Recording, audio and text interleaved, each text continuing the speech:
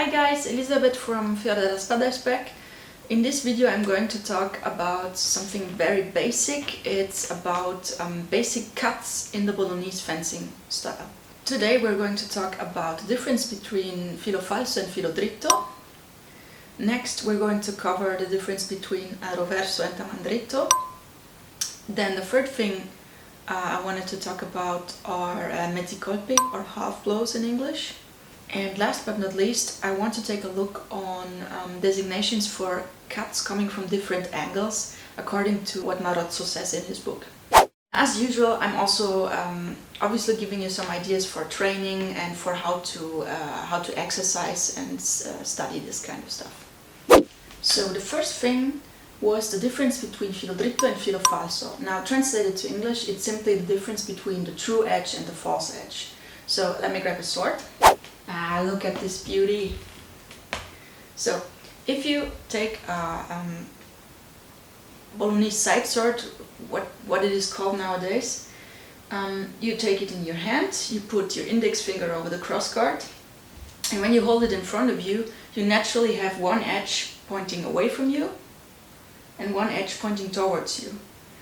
And the one pointing away is called filo dritto, or the true edge, and this one facing towards me is called the filo falso, or false edge. And in Bolognese fencing style, both of these are used to cut. So we can do a cut with the true edge, or the filo dritto, and we can do a cut with the filo falso, or the false edge. So the first basic thing, a distinction in Bolognese fencing style, is the one between roverso and mandritto. And it's actually very simple, because it's just like the concept of right and left. Every blow and cut that you do from your right side is called mandritto. Every blow and cut that you do from the left side is called roverso. A possible way to exercise blows, cuts, where you say, okay, I want to do a mandritto, I want to do a roverso, is you can go into your fencing stance. And for the mandritto we start in coda longa e stretta. And then I say I want to do a mandritto. So I start the movement by flipping up the sword. I always tell my students to flip it up with your fingers. Wrist follows, arm follows, not the other way around. So you flip up the sword into guardia alta, bring it into position to cut from the right side, so that it is mandritto. And then you go down in a straight line into porta di ferro larga. For the roverso, we mirror that. So we start not in coda longa but in porta di ferro stretta. So the hand turns to my left. I flip up the sword into guardia alta again. This time I want to do a roverso, so I bring it into position to cut from the left side. Go down in a straight line. And I end up in coda longa e larga. But when we practice this in our club, we say, for example, that after warm-up everybody does 10 mandritti and 10 roversi, and then we go on.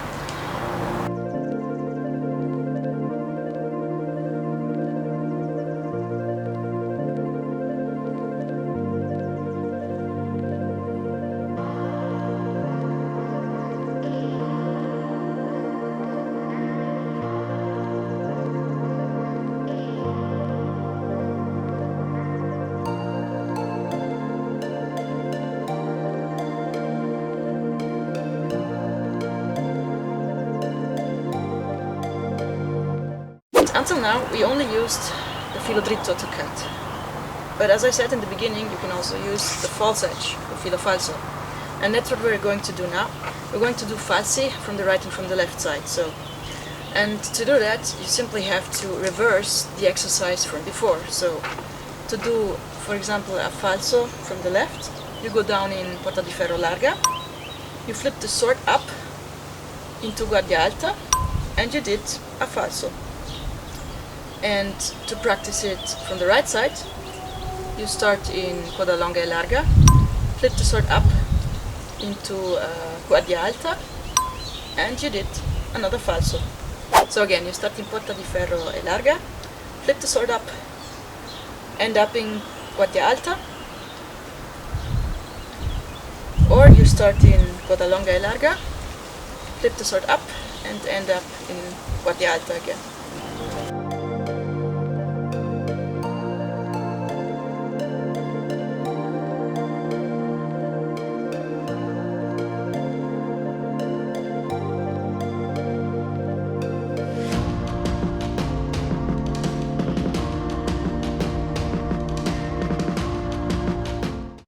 The next topic I said we were going to talk about were mezzi colpi, so half blows.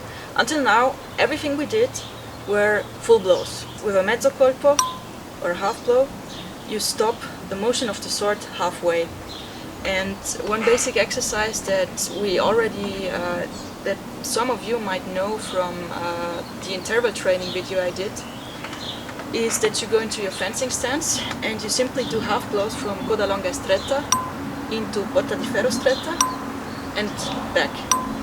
And you can combine it with a step, so you can step forward every time you do a cut, or you can do a cambio di piede, so you simply change your feet every time, which would be first blow, change your feet, next blow, change your feet.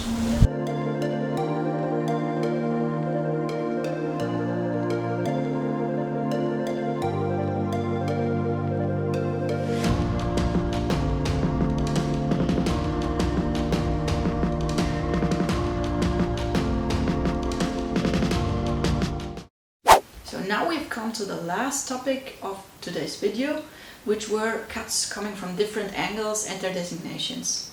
Now Marozzo gives us a very nice picture in his book, and we will take a look at that. As you can see here, he's depicting an opponent standing right in front of you. As we already learned, all cuts we throw at an opponent from the right would be mandritti, and everything from the left would be roversi. But each side gets a total of 4 different types of basic cuts here. We have fendente, squalembrato, tondo, and falso. A fendente comes right from above, almost vertical, but with a very small angle. If it comes slightly from the right, it is called a mandritto fendente or dritto fendente, and from the left, a fendente roverso. Next we have the squalembrato.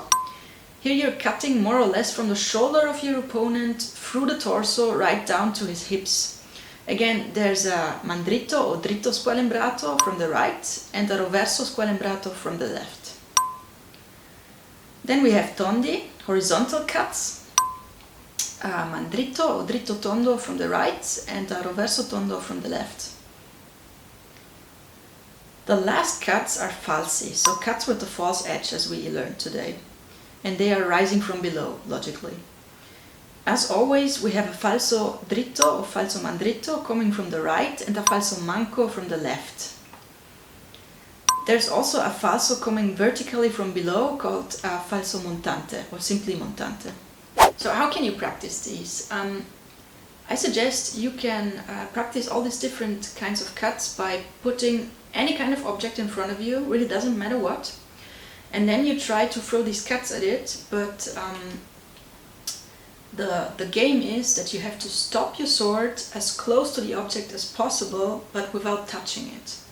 And that's also a great way to improve your weapon control.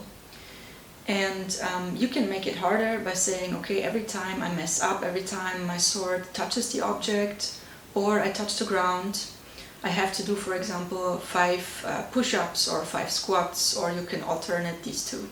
My students will hate me.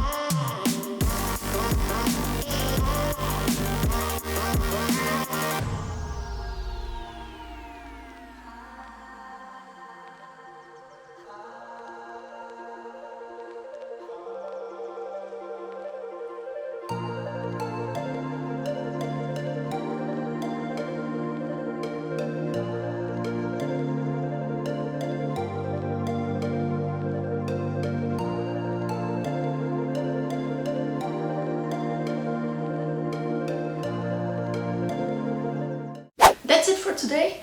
So I hope you liked it and you could make some use of it.